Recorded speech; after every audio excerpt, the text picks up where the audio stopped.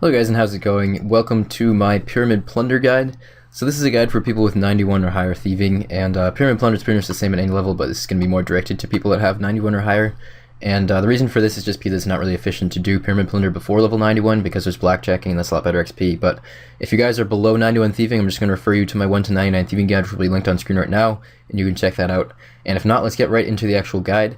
So starting off, XP rate of this, you can get about 265k XP per hour when you're soloing and you're at around 99, and at least 255k an hour at level 91.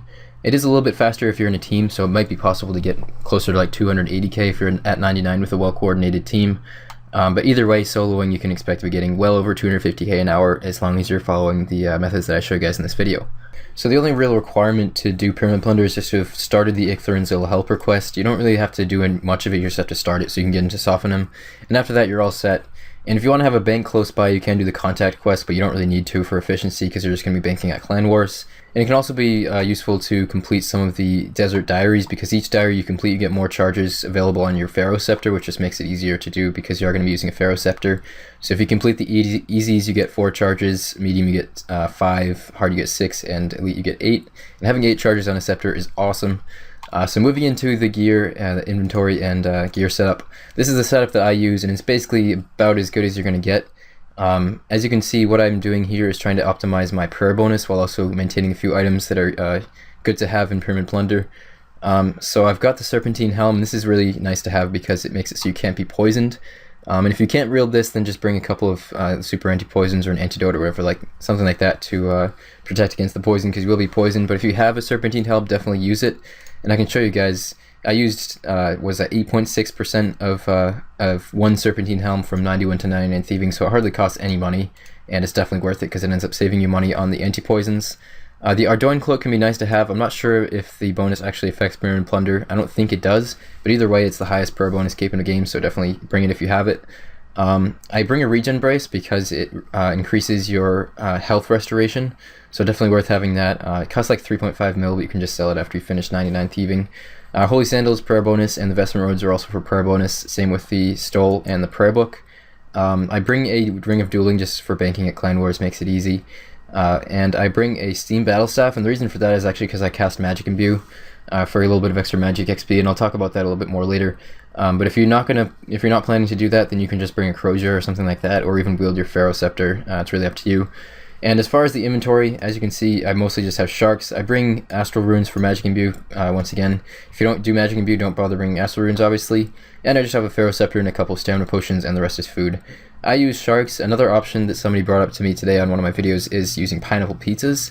And those actually heal 22 health per inventory slot, and I think they're cheaper than Sharks, so that might be a good option also. I use Sharks just because I have in my bank and I was too lazy to try out Pineapple Pizzas, but definitely something that might be worth trying if you want to give that a shot. Alright, so what I'm going to do is just show you guys a sample run of one of my runs of Pyramid Plunder, and while we're going through, I can tell you guys about some of the stuff that I do and a few things that you might want to know. So starting off, you just use the Pharaohs Scepter teleport, and you can right click on the mummy there to start the minigame.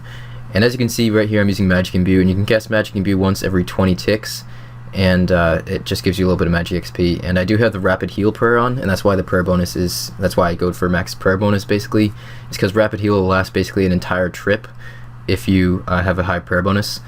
So the way Pyramid Plunder works, as you can see, is that there are different rooms. There are 8 total rooms, and what you want to do is be opening the doors in each room until you get to the last 2 rooms that you can do. So at level 91 plus thieving, you can do room 7 and room 8. So you want to keep just running through the rooms until you get there. And at the start of each room, you see the little spike traps. You just have to click on those. And there, each room, there will be 1 door that is the correct door and 4 or 3 others that aren't the correct door. And it's just random chance which one it is. But it does reset whenever somebody else comes into the pyramid. So it'll stay the same as long as nobody comes into the pyramid. So that's why it's nice to duo, because if you're going with a team, each one of you can do separate doors, and you never really will have to open more than like 2 doors really if you are well coordinated, and it just saves you a bit of time getting to the last couple of rooms. So in each room, you'll notice that there are urns, there are grand gold chests, and there's a sarcophagus.